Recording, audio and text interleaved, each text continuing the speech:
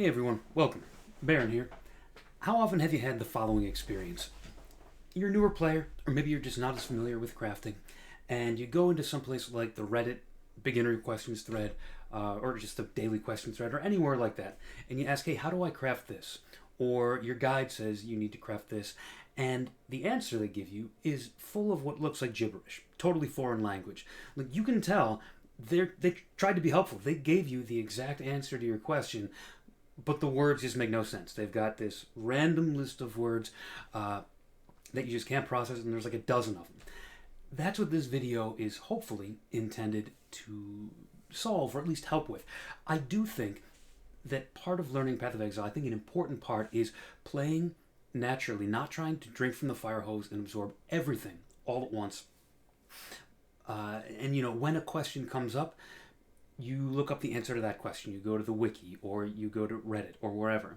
And then maybe that leads to one more question. You look that up. But you don't need, again, to drink from the fire hose. You don't need to understand everything in order to have a good time playing. It's okay to walk by or ignore mechanics you don't understand until you have a greater need for them. With that said, I definitely think there is some importance in having a resource that just kind of lays out, if somebody has given you what looks like a helpful answer to a crafting question and you just want to know a little bit more about what they mean, I would like to do as much of that as I can here. So I'm going to go through some of the terms that I consider to be more commonly confusing, either because the name of the term tells you absolutely nothing about what it does, or just they're obscure. You don't come across them very often until a guide tells you to craft with that. So let's dive right in. Future Baron here. Just wanted to pop in because I forgot to say that there are timestamps with descriptions down below. So if you came to this video looking for a description of a specific topic, go on down and find what you're looking for and skip right to it. Thanks, and on we go. I'm going to start with some of the more common things that you've already probably heard of. I'm not going to go over things like what does a Chaos Orb do? What does an Alchemy Orb do? I'm going to assume that you've got some basic familiarity with, or can at least hover over and see what they do, some of the crafting currencies in the game. And I'll assume that you've at least gone to your crafting bench before and put like a resist or life on an item, kind of a thing. But beyond that, we are still going to start relatively simply, some things that you've probably heard before, but maybe I can tell you some things that you didn't know about, like why you would use them. So, for starters, alt spamming. The spamming of alteration orbs. These guys, which I don't have nearly enough of right now because I've apparently been doing some crafting in standard. So alt spamming is the most basic thing in the world. You are just re-rolling the mods or reforging. Those two words seem to be interchangeable in Path of Exile parlance, reforge and re-roll. You're re-rolling a magic item, a blue title item that can only have 2 modifiers. So you might think, like, why would I need to do this in advanced crafting? Nobody's wearing blue magic items. They're the most basic. What it comes down to is the fact that there are certain mods that are just harder and rarer to roll than others. And we're going to talk a little later in this video about some of the more specifics on weighting. But just the general idea is that some mods are really rare and they're hard to roll, and you wouldn't want to be wasting a Chaos Orb or an Alchemy Orb or whatever, an Essence, whatever the case may be, over and over, hundreds of times, thousands of times, trying to get this really rare mod, because it would cost you a fortune. You want to go with a method that, yes, there will be some more tedious and expensive steps that come later because you're working with this very basic method of alteration orbs, but the alteration orb is super cheap compared to a Chaos Orb. You can get a ton of alteration orbs for 1 chaos. So a common example is there's something called Hunter Influence, which again, we're going to talk about it, but influence is just it is a thing that an item can be. It is a type of item, and it opens up a new pool of modifiers. So on a Hunter influenced item, there's a very rare modifier called Tailwind. Tailwind is awesome. It gives you greater action speed, so everything, your movement speed, your attack speed, cast speed, everything is multiplied. So it's great, everybody wants it, but it's really, really rare to get on a pair of boots. And what will often be done is you will start by alt spamming until you get that Tailwind modifier on your boots, and then you'll kind of go further from there. And I think that's the basics of essence spamming, other than to note that if you really want to be judicious with your currency, you will keep an eye on whether the mod you're looking for is a prefix or a suffix. Again, coming up, don't worry, if you're not familiar. And if when alt spamming, let's say you're looking for a suffix, like Tailwind is a suffix. It's just what it is. And you click an Orb of Alteration and you get only one mod on the item, and it's a prefix. So there's still potential that that item could get Tailwind on it if you use an Orb of Augmentation to add that suffix modifier. Because again, magic items can only have two, so if it's got one prefix, you know that using an Orb of Augmentation is going to add a suffix. That's really if you're min-maxing. It can be tedious because it's actually really nice to just right-click on one of these, hold down Shift on your keyboard, and bam, bam, bam, bam, bam.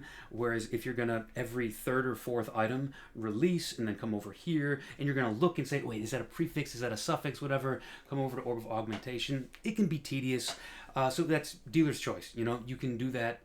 It can save you money to do that, but it might take you more time and tedium. And I think that's it for alt spamming. The next one up is another fairly basic topic. Much like Alteration Orbs, you're going to encounter these straight from the get-go in Act 1, and those are Essences. You've probably worked with them before, even if you haven't really focused on them.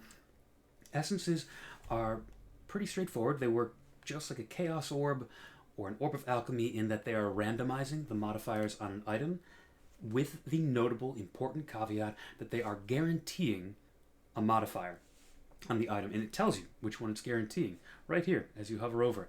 And there's a bazillion different essences, and they all guarantee different modifiers, so it's a powerful tool for starting a craft. Again, much like alterations, this is usually done at the beginning of the craft because, well, the essence is totally randomizing the item, and so you don't want to do that after you've already done some important things to the item.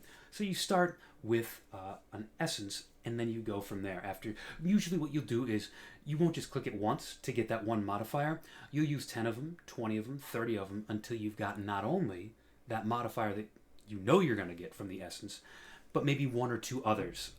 And since you've got one guaranteed, your odds are way better of getting a total of 2 or 3 modifiers that you want. So I think that's good for essences. So we can talk about, as promised, prefixes and suffixes. We will also talk about implicits in this category because prefixes, suffixes, and implicits are the 3 main types of modifiers that can appear on an item.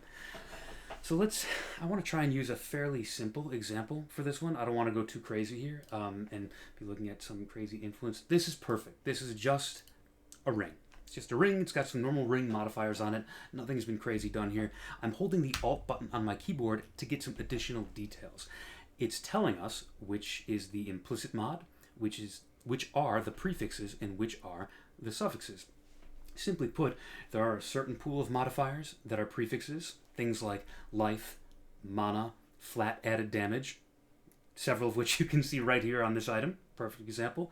And then there are a pool that are only ever going to come as suffixes, of course. Things like strength, resistances, life regeneration, critical strike multiplier, things like that are only ever going to be suffixes. So we're going to work with these more later in the video, but it's important to know that every item can only have up to 3 prefixes and 3 suffixes.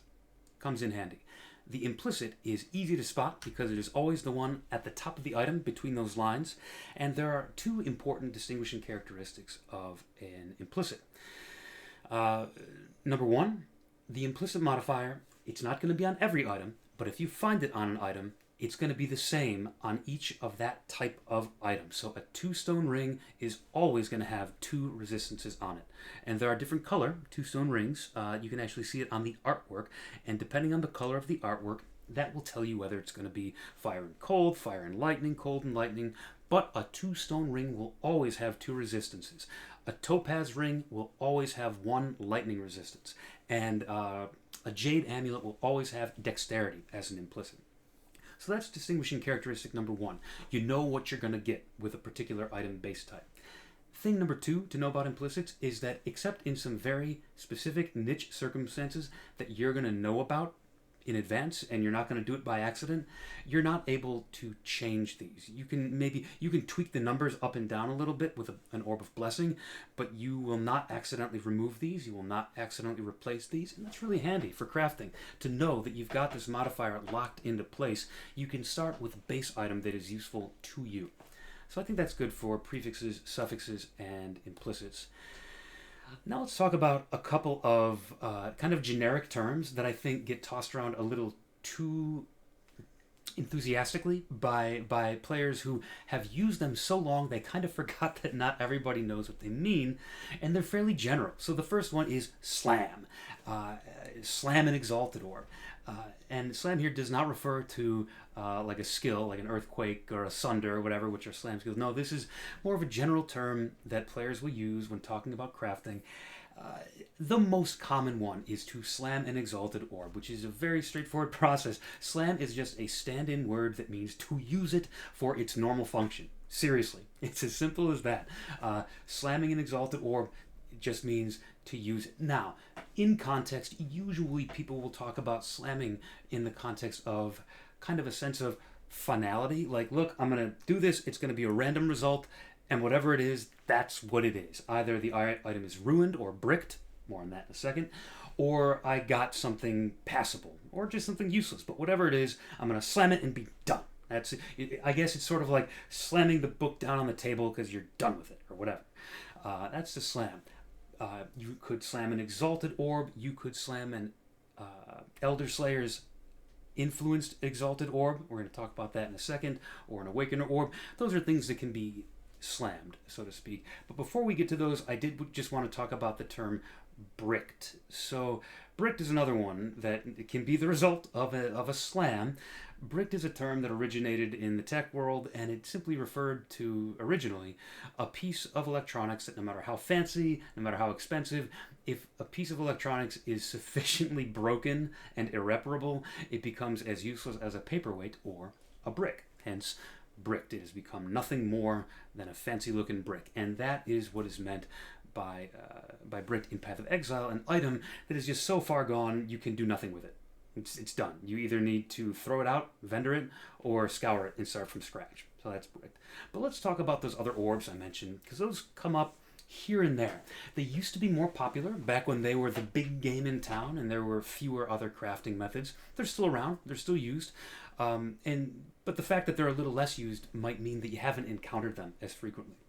So an Elderslayer's Exalted Orb, it works like an Exalted Orb in that it applies a new modifier to an item. It does something else though, and luckily I have one sitting here, one of the 4 types of orbs. The Elderslayers are a group of 4 mini-bosses. They are associated with the Cyrus boss fight. You fight each one of the 4. These are, again, called Elderslayers. They are the Redeemer, the Warlord, the Hunter, and the Crusader. Each one of them will drop a fragment that you need for the Cyrus fight, and each one of them has a chance to drop their Exalted Orb. And their Exalted Orb has a special function. The mod it is going to add to your item is not totally random. It is selected from a pool of modifiers associated with that Elderslayer. What's a good idea here? Let's pull up our friend Craft of Exile. The Craft of Exile is an amazing site. We're going to look at it again in this video. It tells us about our weightings and our tags, which those are coming up, sneak preview, but it also tells you both the normal base modifier pool of things that can roll on an item. For reference, we are currently looking at a dexterity-based body armor, so a body armor that has evasion as its main defensive mechanic, and these are the basic things that can roll on there. Evasion, obviously, suppression, dexterity, all normal stuff. But if it were influenced with, say, the Redeemer, we saw I had a Redeemer Orb, it can get something special like nearby enemies are blinded, 1 to level of socketed support gems, Fizz taken as cold. These are useful things that wouldn't normally come on a chess piece. So when you use an Exalted Orb from one of these influenced characters, the Elderslayers, you will always get a modifier from that pool. And that influence now is associated with that item. So even if you were to scour the item, re-roll the item, do anything to it, it'll still have that influence. And as you are re-rolling stuff, now in addition to the normal pool of modifiers, that base pool we just looked at, now the influenced mods are in that pool as well. So we talked about 4 influences for the Elderslayers, but if you were paying attention, you may have seen on Craft of Exile there were 2 more. The other 2 are actually older. These are the original 2, Shaper and Elder. They predate the Elderslayers. And these 2 do not have orbs associated with them. You just have to find an item on the ground that's already got that influence. So it's actually a little harder to work with Elder and Shaper influence because you can't apply an orb to an item that you want. You just got to find it or trade for it. But other than that, they work just the same way. It's got a special pool of mods. They roll just along with the other ones.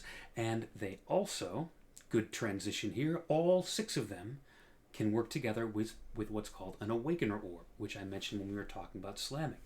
An Awakener Orb, or Orb of Awakening, takes 2 items of different influences, Shaper and Hunter, Crusader and Redeemer, any 2 you like, but they do have to be different, and they do both have to be influenced, and here comes that word, slams them together, right? And one of the first one that you click on when you use an Awakener Orb is deleted, and it's applied to that second one, that second item. So you always want to choose the crappy base item to click on first, and you apply it to a nicer base item. But the key is, if those items had influenced modifiers on them, the Awakener Orb is going to choose one of each at random to put on the resulting item. So if you make sure that you've only got 1 mod of each type, 1 on each item, you can guarantee 2 influence mods on the resulting item, which is actually a really powerful start to a crafting process. And this is, in fact, how many crafting processes begin. You will alt spam until you get one of the influence mods that you want. You do it on the other base, Awakener's Orb to slam them together. I do not currently have an Awakener's Orb in standard, so can't show you, and not sure if I had a project to work on if I did, but that's the general idea. So I think that's good for Awakener Orbs. Next up is metacrafting.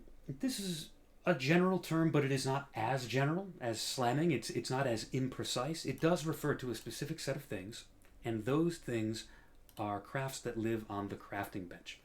These are crafts, each of them will nudge or direct the next thing that you do to that item. So let's say, I'm going to type in the word cannot, because those are the more important metacrafts. And you can see they're expensive. These guys cost 1 or 2 divine orbs each for every attempt. And sometimes in some of these crafting projects, you've got to attempt it a lot. So this is why crafting is kind of a rich man's game, because of the metacrafting in large part. So once you know that these are what metacrafting is, that's what metacrafting refers to, the actual names of them are very self-explanatory. I mean, suffixes cannot be changed.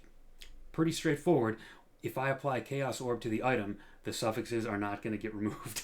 The prefixes will get re-rolled, and the suffixes will not. Same with cannot roll attack, cannot roll caster modifiers. They do what they say they do. If you hit it with an Exalted Orb, you slam it, you're not going to get an attack modifier. But here's something that you may not have known about each of the 2 kind of categories of metacraft. In those prefixes and suffixes cannot be changed, actually, that's a little bit misleading, because what it really means is cannot be removed. It can, if you put a Chaos Orb or anything else on an item, it can add a suffix or a prefix if you've got one empty. Now, in some cases, you don't care about that, but in other cases, you really do. In some cases, that can actually ruin the item if you get something in that slot that you didn't want to. So it's important to find ways of filling that maybe with a crafted modifier so that you don't get it filled up when you don't mean to. So yeah, suffixes and prefixes cannot be changed. A little bit of a misnomer. It should actually read cannot be removed. Another special little thing about cannot roll attack, cannot roll caster that you may not have known. Cannot roll doesn't just apply to adding modifiers. It also applies to subtracting modifiers. So if I took an Orb of Annulment, which is used to remove mods, and I had this cannot roll attack modifiers mod on there, my attack mods would all be safe. There would be a 0% chance of me removing an attack modifier. So, handy little trick there. And now, another good transition. Attack and caster are types of tags that can appear on an item. So the next topic that we're going to talk about are tags and weightings. And you already got a sneak preview of this because we already looked at Craft of Exile. Again, this is a great place to go to understand the crafting process. It can tell you a lot. it also lets you simulate the crafting process and emulate the crafting process so that you can fiddle around with it without wasting your currency. But what we're here to look at are, number one, the tags. These are straightforward. Life has a life tag. Chaos resistance has a chaos tag. No funny business there, truly. The important thing about these is not that they're complicated. It's that there are a variety of crafting methods that work with these tags that will, again, kind of nudge or guide the results of our craft in the direction of one of these. And so it's important to know which mods have tags and which ones don't. And so Craft of Exile is your friend there. The other thing that this is great for are the weightings. There are two ways of looking at it, either as a raw number or a percentage. So within prefixes, there is a total weighting altogether of 45,500 distributed among these possible modifiers. 11,000, so a huge percent chance of getting evasion rating, just flat evasion rating. On any given random reroll, 10% of those are going to have flat evasion rating. That's huge. Compared to a much lower roll, evasion plus life, only 3.5% of random rolls are going to come up with that. So this is really important that if you're gunning for a specific mod, you should know how rare it is so that you're prepared for, all right, what method should I use to get this? Is it going to come up often? Can I use a more expensive method? Or should I use something that's going to be more tedious and require more steps later, but because the mod is so rare, I want to start with like an Orb of Alteration, like we talked about. So let's look at some of these crazy low mods. We're talking about, the big ones are 11,000, 8,000, 9,000. Those are common numbers for the common mods that are going to be on an item. But let's look at Hunter's Body Armor has a weighting of 500, only 500 for attack or spell crit, and apply an additional curse has only 250, half the weighting even of that. And then, of course, there's the King Daddy. There are ones that are rarer than this, but on a body armor Crusader, enemies you kill have a chance to explode. Very popular mod. Only 125, half even from these over on the Hunter. So very small. Remember how we talked about Tailwind earlier being really rare? Tailwind has a rating of, I think, 50 or 75 or something obnoxious like that. It's on boots. But yeah, so that's just to give you an idea of how very rare those can be. So that's Craft of Exile. That's weightings. Those are tags. And now would be a great time to talk about some of those crafting options that use those tags to kind of guide things in the direction that you're hoping for. Let's go back to the game. I think the first one I want to talk about is fossils and resonators. So fossils and resonators are the resources that come from the delve mechanic. Now, if you haven't worked with delve before, it's an infinitely scaling mine. You go down, down, down. The further you go, the better the rewards, the harder it gets. Simple as that. These rewards are the ones associated with delve.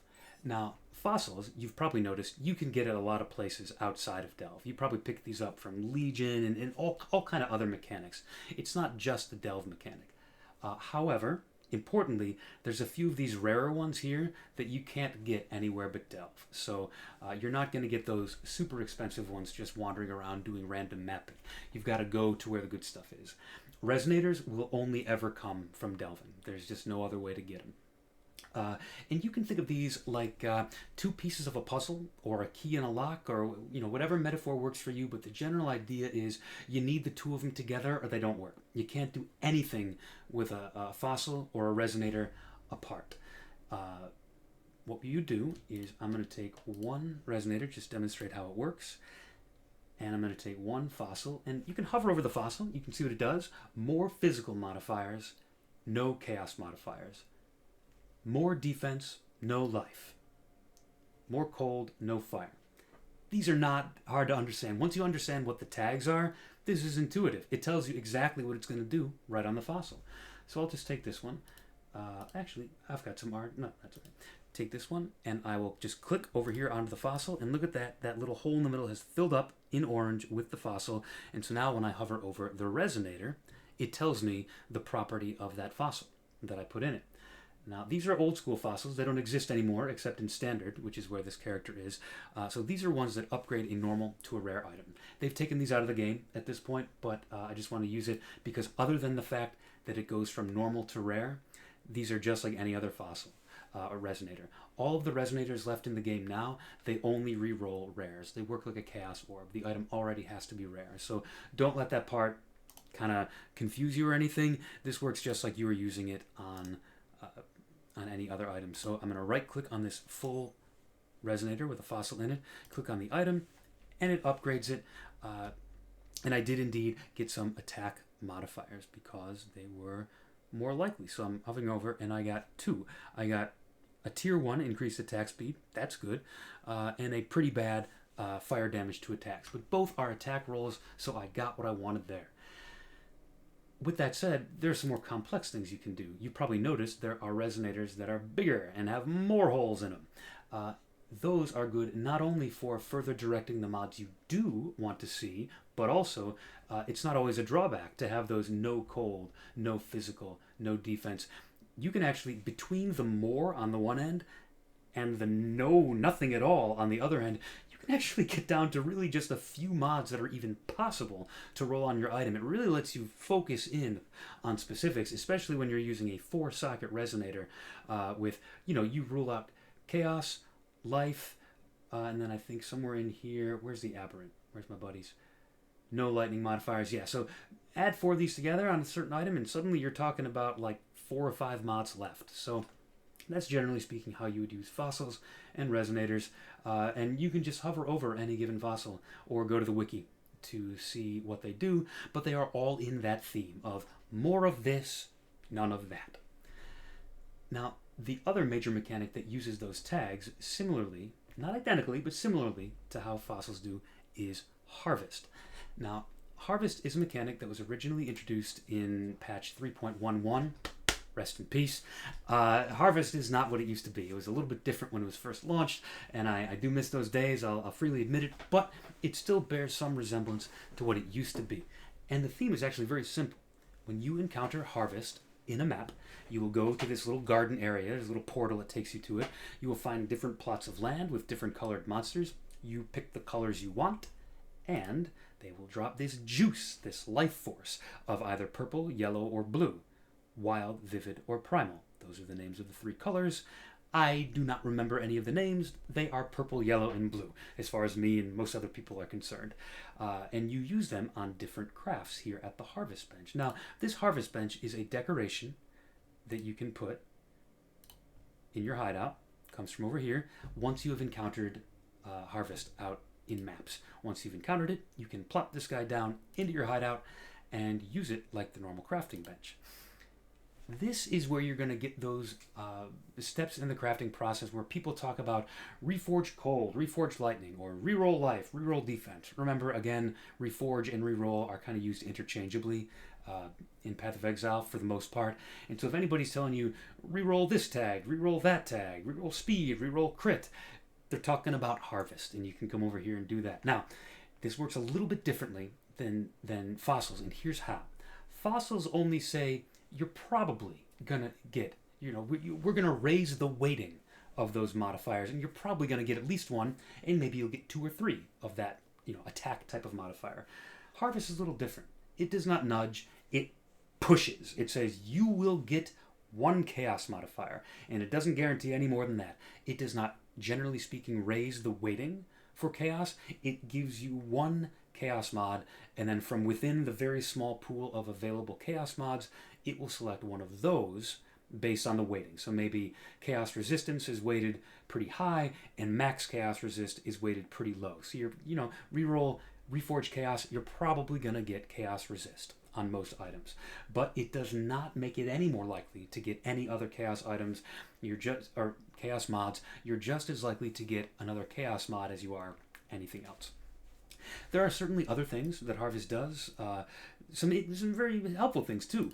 Changing resistances. This is great when you're first trying to balance out your resistances, when you're first getting set up with your character. This is amazing. I love this function. It really makes things smooth. If you've got a bunch of stuff with lightning on it and you just can't find a cold, come on over here. It's pretty cheap to reroll those. There's enchantments, there's some utility stuff like swapping out different fragments. That's mostly not what people are going to be talking about. If you're looking at like a crafting guide and somebody's looking, they're not going to be talking about that stuff. So don't worry about too much about that. And these very expensive mods are not commonly used now that they cannot be used on an influence item and that they randomly remove a mod. They are still sometimes used, but they're a lot weaker with these drawbacks than they used to be. So I think that's good for Harvest. Next up, let's talk fractured items, one of my favorite topics. Now, I thought I had a fractured item around here somewhere, but pardon the mess, I hope you will. Let's grab this guy. A fractured item is one that has one of those golden modifiers where we see how it says plus 79 to maximum mana. That means, very simply, you can't touch it. You can scour this, you can Chaos Orb it, you can Essence it, you can Fossil it, you can do whatever you want to it. You can throw it down the kitchen sink, whatever. That 79 to maximum mana is staying put. This is so powerful. This is why it's one of my favorite mechanics. It really helps you deterministically or semi-deterministically craft what you want. It's very simple. Take an item that has a fractured mod, throw an essence at it, and now you've got 2 guaranteed modifiers. From there, you can just spam those essences 10, 20, 30 times. It might be a little expensive, but you're already getting every time 2 modifiers you want, and eventually you're going to hit on a third, eventually, that you want. It's a really great way of starting an item. Many crafts will start with a fractured item. Unfortunately, fracturing cannot coexist with the 6 traditional types of influence that we discussed just a moment ago. But that is a worthy drawback. It's a very powerful tool to be able to work with fractured items, so that's a reasonable drawback, and there are some other types of influence, sneak peek, that it can play nicely with.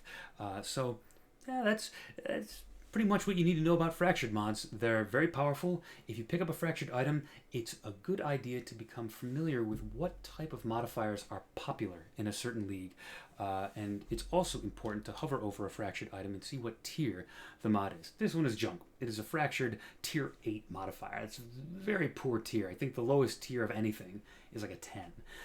But if you find like a tier 1 fractured life, or if you find gloves with tier 1 fractured life regeneration, which the Righteous Fire builds love, that could be worth something. You might want to take a look at how much that's worth on the market. Most of them will not be worth anything, but there are some fractured items out there worth a lot, worth keeping an eye on. Now, a topic that was once upon a time related to fracturing, but is not any longer. Back in the Synthesis League, both fractured and synthesis items were released in the Synthesis League. They are no longer related. They are separate types of items. Synthesis refers to an item that has an implicit, so we're going to use that implicit talk again, an implicit modifier that is, again, from a special pool. So it's almost like a type of influence, but only for implicits. We'll come back to that in a little bit, I promise. And some of these are more powerful than others. Some of them, like this, is a synthesized item, a unique one. Many synthesized items are rare. This one happens to be a unique. And what it means is that those 3 mods, there could be 1, there could be 2, there could be 3, the ones that are strength, spell damage, and global crit. And some of them are very bad. Some of them are run-of-the-mill, like the global crit multi is good. It's something that you can get a fair bit of elsewhere, but respectable. And some of them are nut bars. Some of these are completely ridiculous. Nut bars. If you find an item with a synthesized +1 to power charge or +1 to frenzy charge on like a ring, congratulations. You win. That's it. Game over. You've won Path of X. No, it's not quite that good, but it's a very expensive item, very desirable item. Same with the league that who was it? MBX, I think, really popularized the Explosive Arrow Ballista Totem Elementalist build. There was a huge surge in popularity for bows that had a synthesized explodey mod on them. In other words, a synthesis implicit that said enemies you kill explode.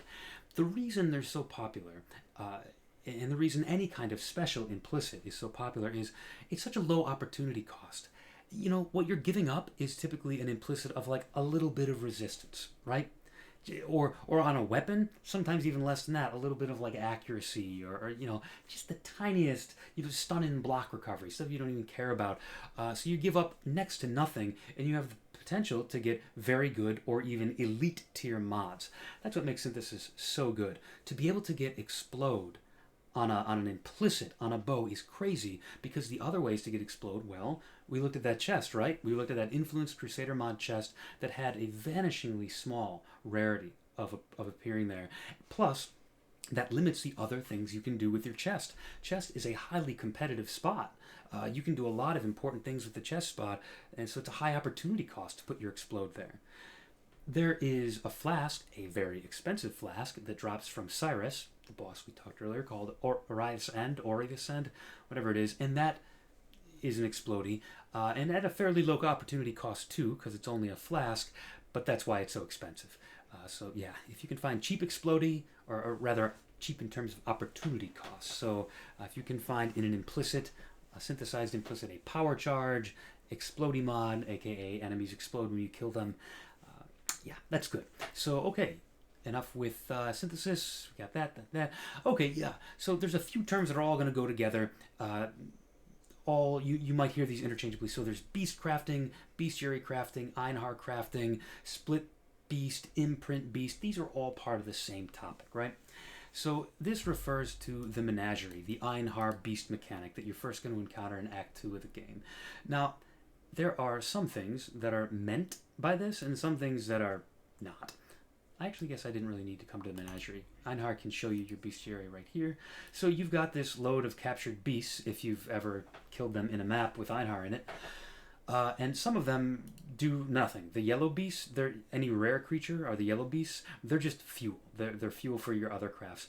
And a lot of these are totally junk. Like, okay, I can get an Orb of Fusing. Sure. You know, that's nothing doing. There are just a few really important crafts.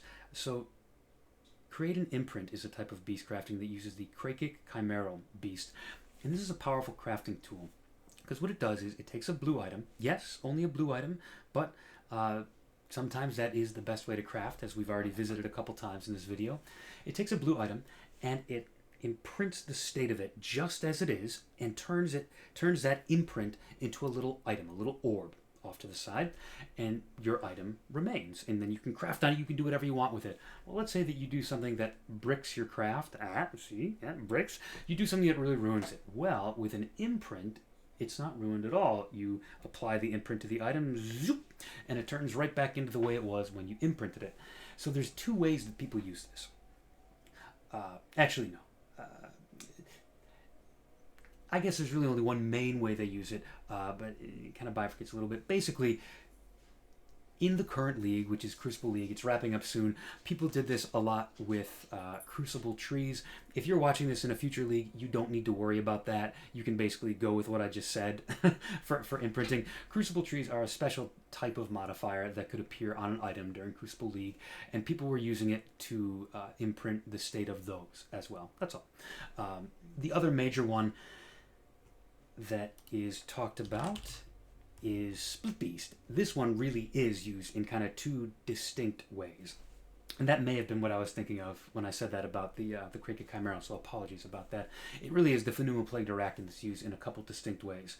The main intended way to use it is it's what it says. So you take a rare item, it has 5 or 6 mods, and you use Split Beast, and poof, now it's 2 items. 1 mod over here, or 2 or 3 mods over here, 2 or 3 mods over there.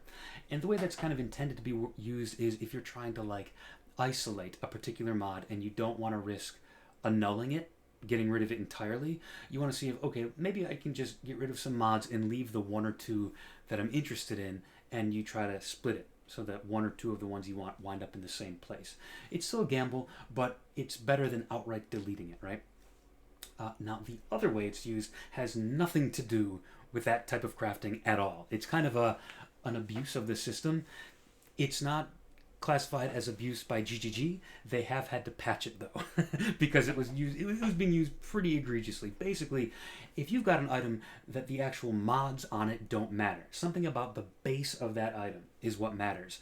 You can split it to get 2 of them. Back in the day, you could split it to get infinity of them. They have now put a restriction on Finul Plagued Arachnids, so that once you have split an item into two, both of the items receive a little tag at the bottom that says split. It doesn't do anything special to the item, doesn't limit you from crafting on it in any way, except you can't split it again. You can only split an item once. And this was because there were cases where people were creating infinite amounts, just as many Finul Plagued Arachnids as you could get. You could make, back in Heist League 3.12, you could get the perfect blueprint that had the perfect layout with all the perfect reward rooms and just split it infinitely. This was happening in Heist League. Everybody was running copies of the same blueprint over and over again. The value of the, then it was the Exalted Orb that was expensive. Now it's the Divine Orb because their places have changed. Back then, Exalted Orbs were supposed to be like 150 to 200 chaos. Because of the Split Beast and your ability to run these heist rooms and get all these Exalted Orbs, they went from like 150 or 200 down to like 30 chaos. So yeah, that was pretty crazy. And the one thing you can still do with these, though, is similar. So an Expedition Logbook, which is an endgame piece of content, it's a separate little area you can go with separate rewards. You don't really need to worry too much about what it is. The important thing about it is that the crucial modifiers on it are implicits. So when you split it, you're not splitting the implicit, so it doesn't really matter what you had on it before you split it. You're just getting 2 copies of a very desirable thing. Certain types of logbooks are just very expensive, very desirable, and the ability to split them at a discount with a Finul Plagued Arachnid is just good business. So that's mostly it for beast crafting. There's another term that comes up. I'll just say it now so that we're not confused. If it comes up, vivid vultures. They exist, weirdly enough, at the fusion of 3 mechanics. 3 that we've talked about so far. They're complicated. I have never worked with them. These are probably the most expensive crafting material in the game. It's insanely expensive to get what you want with these, so you're almost never going to have to worry about this. But because this is a video about elucidating this type of thing, I will mention them.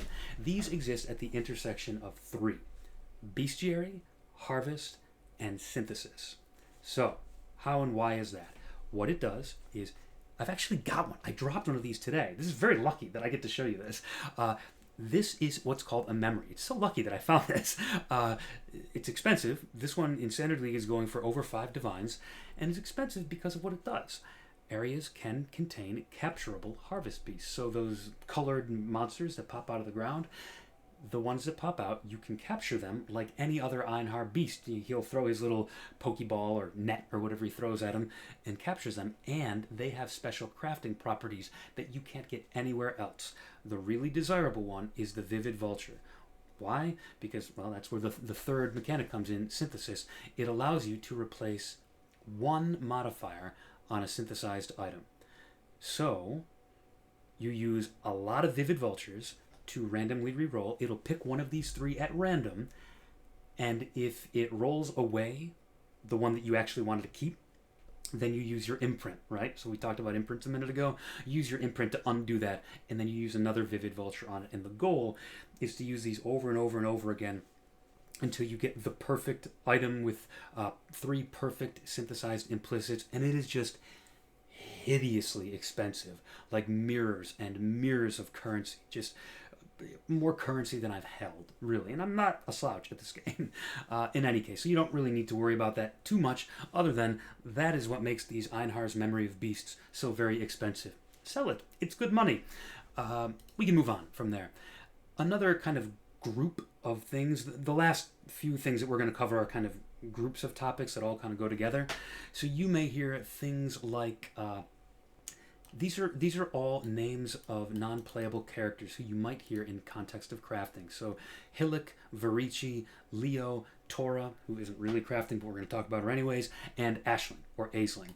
And these are all characters, or NPCs I should say, that are associated with Jun's Syndicate Betrayal mechanic. It's alternately called Syndicate, Betrayal. It was Betrayal League was the name of the league, and the Syndicate is the name of the mechanic. So it's this crazy board you may have seen before that Jun pops up. It's got all these people on it in ropes. Don't worry too much about that. What you need to know is that all the names of those people refer to when you have encountered this person and their comrades enough, this little bar underneath them will fill up from 0 to 100% until their safe house unlocks, which looks like this. You click on it, you go to their safe house, you fight them, you get a reward. The people that we just mentioned, Hillock, Vorici, Leo, Tora, Ashling, some of whom are appearing here, others of whom are currently off the board. Some of them, if you have them in the right job, they will have a crafting bench that does a specific thing one time only.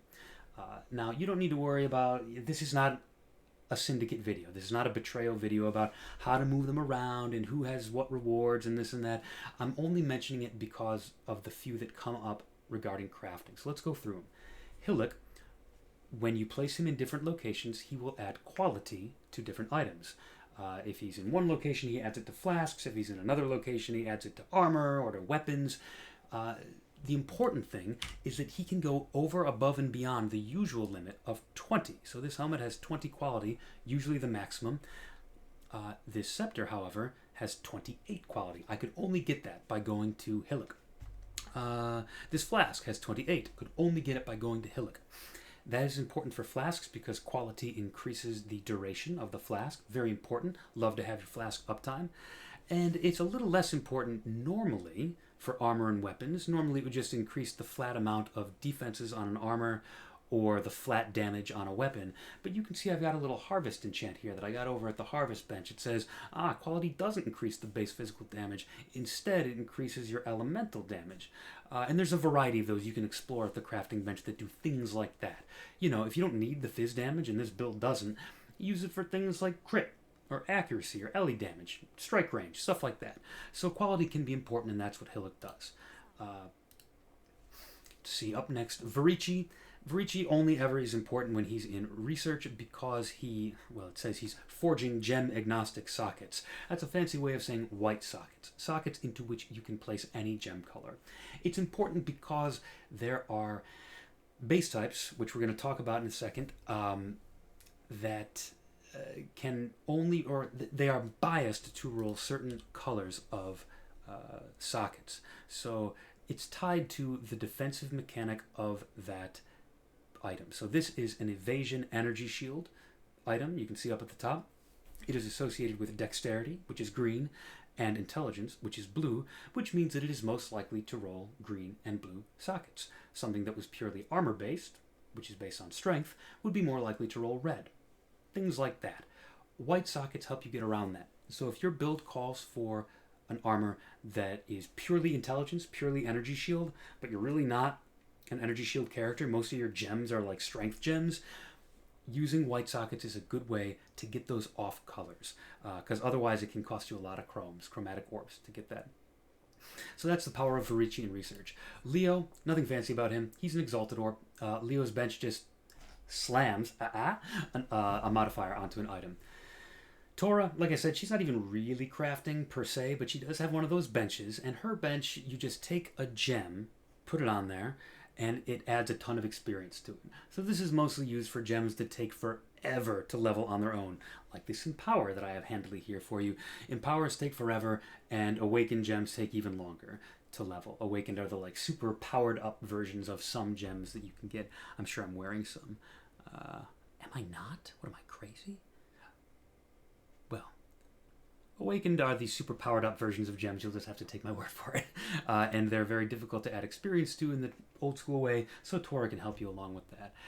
Now, I've saved the most interesting one for last, and it's the one that requires the most explanation because it is tied into the whole Betrayal mechanic, Ashling, or Aisling, pronounce it how you like. It's important to discuss the main mechanic of Syndicate in order to understand her. And that mechanic is the idea of a veiled or unveiled item. You may have seen these items before. Veiled means it has that little squiggly thing. It's supposed to represent, it's got some magic spell on it that is preventing you from reading what's on the item. That's kind of like the theme or lore reason behind it. In-game, in practical terms, what it means is there's not a mod there yet, but you can get one by going to Jun, asking her to unveil things for you, and putting your item here. When you unveil it, she's going to present you with a semi-random list of 3 options. I say semi-random because the pool of available modifiers here is relatively small. You're often going to get at least one modifier that is useful to you among your options. You choose one of them, and it is added to the item in place of those squiggly lines. So I will choose attack speed when a rare or unique enemy is nearby. Worth noting, these are modifiers that you cannot get anywhere else, so in a way, it's kind of like an influence. It is not considered an influence, but it's in that same general ballpark of it's a separate little pool of mods that you can only get through a certain mechanic. And these are the mods that you can only get through the Betrayal, Syndicate mechanic. So I will confirm it. Take note of these little gold lines down here. All of these mean that I have previously unveiled those at some point on some item in the past. If I hadn't, it would have been a white bar that fills up gold when I unveil something. Filling up gold unlocks that craft over here at the crafting bench, which are down here under, there's a separate section for, oh, they're actually included in with the prefixes and suffixes. My bad. They're down at the end of the list of crafts, are the ones that were previously veiled modifiers. 2 important things though. Number 1, the version that you unveil directly onto the item with June is slightly more powerful. The numbers are a little higher. And that's important not just because the numbers are higher, but because it's a permanent mod. It doesn't have that light blue color to the mod that indicates it's crafted. Like how on this item, the fizz damage taken as fire, fizz damage taken as lightning are light blue, means they're crafted. It's dark blue here, meaning that you have not used up your 1 craft for that item. You can still craft again. So that's powerful as well and important. So how does Aisling fit into all this? Well, Aisling's bench, if you have her at level 4, which again, don't need to worry too much about how all that works, that's a topic for a different video, but if you get Aisling to level 4 and you use her crafting bench, she will randomly remove a modifier from any item that you have. So this is not an item that you've picked up off the ground, like a normal veiled item. This is an item that you already have. She will remove a random modifier, and then she will add a veiled one. This is powerful, again, because getting that veiled modifier means that you can still craft another modifier on that item, and because the unveiled versions are a little bit more powerful. So this is desirable. Obviously, it comes with some risk. You may remove an item, or pardon me, a modifier from your item that you wanted. You can work with some of those metacrafts. You can say prefixes cannot be changed, and that'll help influence what you get. But this is a tedious process to go through. Getting Aisling, working all your way through the Syndicate board can take hours, and so this is a common service that some people pay each other in-game currency for on certain community sites like the Forbidden Trove. And you know, there are ways of ensuring that the person that you're working with is trusted, because they're going to have to hold your item, use Aisling on it, and then you will pay them the currency to get your item back. It's been very expensive in the past. Recently I've seen it for 1 to 2 divines. When it was more powerful, back before it actually removed a modifier, I saw it for 4 to 5 divines. But nowadays, usually 1 or 2 you pay somebody, or you can go and farm it up yourself, which does take a little while. So yeah, just a powerful way of adding a mod from a very specific pool. There may be one that you are targeting. And I think that's all we need to know about Aisling and Syndicate. A couple times throughout this whole process, I've talked about base types. I've talked about base types, int bases. I don't think I've said the word percentile yet, but that's all wrapped up in this too. So here's another one of those topics that's all kind of a few things wrapped up together. The important thing to understand is that armors come in a few different types, as I mentioned previously, and they are associated with a defense type and a stat, an attribute. And so it's always the same kind of thing. So intelligence goes with energy shield, goes with blue sockets. Strength goes with red sockets, goes with armor, is the main defensive mechanic. And evasion goes with dexterity, goes with green sockets. I had to think about that there, sorry. And there are some important principles that go behind that. Not just the color of the sockets, although that is important, but also the available pool of modifiers, which again you can see on Craft of Exile if you're interested. But there are some things that can only roll on certain base types, so you need to have some dexterity as a requirement on the item. In other words, it needs to have evasion on it in order for spell suppression to roll on the item. Spell suppression is a very desirable stat. I don't think I have any on this build.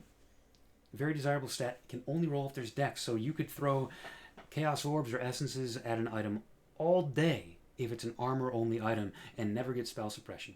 Don't waste your money. Similarly, shields... worth mentioning about that.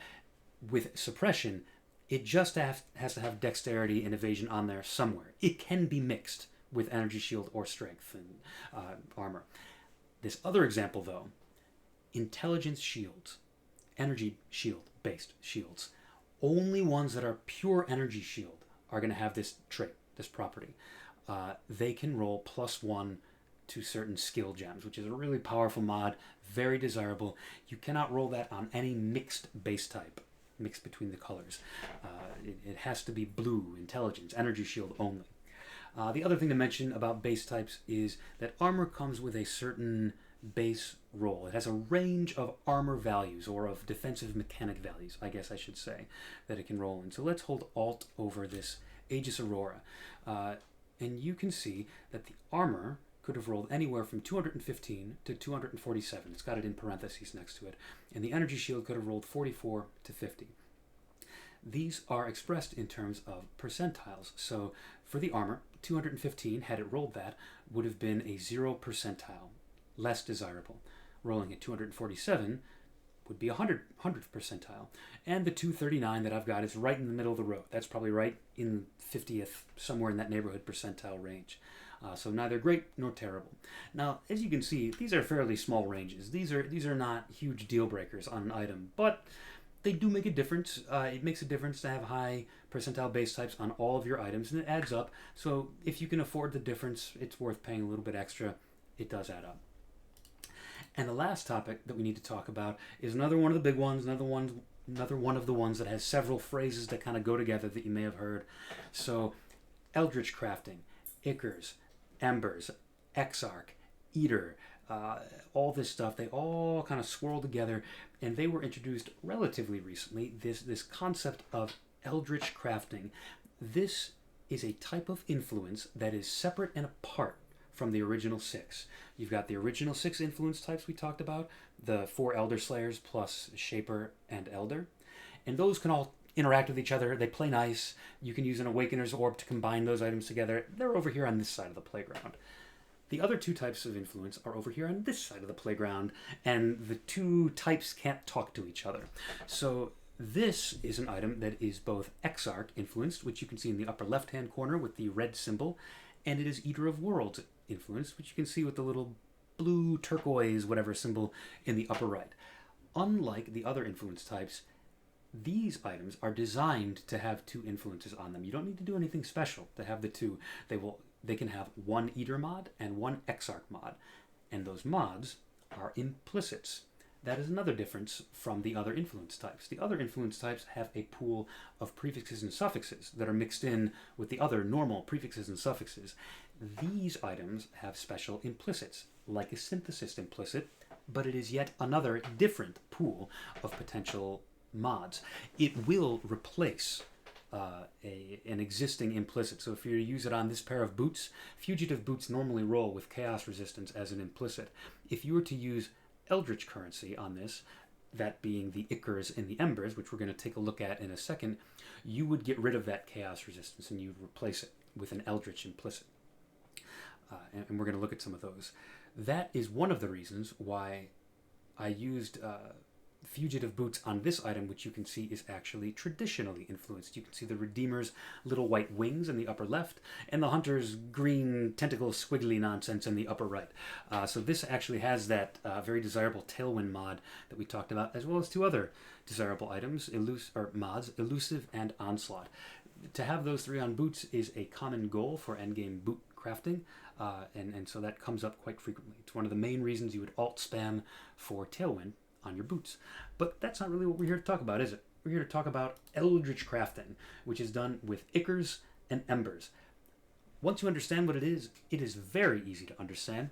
If it's tedious to implement, it's at least easy to understand. You apply one of these to an item, and it gives it the mod of that type. So it will give it a random Eater of Worlds mod. If you use an Ichor, it will give it a random Exarch mod if you use an Ember. And you can use them freely. Using one will not get rid of the other one. It won't change the other one. And of course, since they are implicits, they're not going to change the main mods of the prefixes and suffixes on the body armor, or whichever you're putting them on, which is great. It's a very powerful crafting tool to not have to worry about changing your other powerful mods. It's just that you have to click and click and click and click and click and click and click to get the one that you're looking for. And there are weightings here. There are some that are rarer than others. The weightings are not as extreme as with normal prefixes and suffixes. There's none that you're going to spend thousands of Ichors on to get. There's just some that are a little rarer than others. It's a little irritating. There are, as you've seen, different levels of Ichor and Ember. Lesser, greater, grand, and exceptional. There is no difference in which mods they can roll. The only difference is the relative, how powerful they are. So if you rolled like this one, I'll hold all, the 8% increased mono-res efficiency is an Eater of Worlds mod, and it is greater. So it was rolled with the second tier of Eater of Worlds Ichors here. And if I'd used a lower tier, that 8% would have been like 6 or 7%. And if I'd used a higher tier, it would have been like 9 or 10%. So that's all. But those minor differences, just like we talked about with base type percentiles, they can add up, and people will pay a premium for some of the higher tier currencies, and they're expensive. So you really have to mean it if you're going to use those. There's one last piece of Eldritch currency that we're going to talk about before we wrap this thing up, and that is the other thing that you can do with it once you've got Eldritch influence on an item by using these guys. And those are these guys over here. Eldritch Chaos Orbs, Eldritch Orbs of Annulment, and Eldritch Exalted Orbs. This is another time when the difference between prefixes and suffixes becomes very important in crafting. And it talks about if so-and-so is dominant, do this, and if so-and-so is dominant, do that. Dominant refers to who's got a mod with the higher tier. Lesser, greater, grand, exceptional. And there are tiers beyond that, but that's beyond the scope of this video. That's for a full guide. But basically, whichever one's got a higher tier will determine what is done when you use one of these items on it. They kind of act like prefixes cannot be changed craft, or suffixes cannot be changed craft, one of those meta crafts from the bench, except usually much less expensive. It does mean that you can only do it on Eldritch influenced items, and there's some other reasons that this may not be the way you want to go, but when it is appropriate for your craft, this can be the most efficient and safest way to do what you're trying to do. Outside of that kind of description of what they do, Chaos, Annul, and Exalt do what you'd expect. They all say if Exarch is dominant, do it to prefixes, and if Eater is dominant, do it to suffixes. So the Chaos Orb does what a normal Chaos does. It rerolls all the mods. An Orb of Annulment will pull one out. Again, it will remove a prefix if Exarch is dominant, remove a suffix if Eater is dominant, and same with Exalt. Add a prefix or add a suffix. And that's about it. I'm sure there are some topics I've missed, and I do apologize for that. I look forward to your questions down in the comments, and I'm happy to add more, or if there's enough questions, even do a follow-up video. But outside of that, I think we've spent long enough on this, so thank you so much for tuning in. Again, this has been Baron. Take it easy.